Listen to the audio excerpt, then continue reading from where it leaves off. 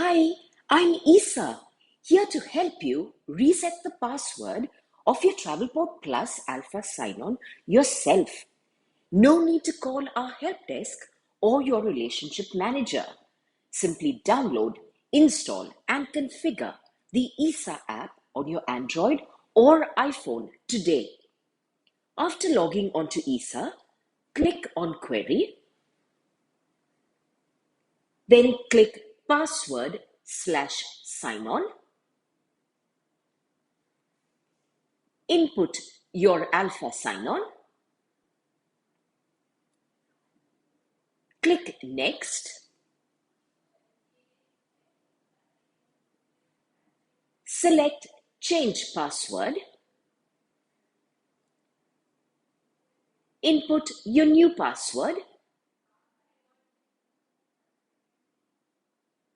and submit. And your password has been changed successfully. Subscribe to this channel for more updates and click the like button if you liked this video. This is Isa signing over and out till we connect again.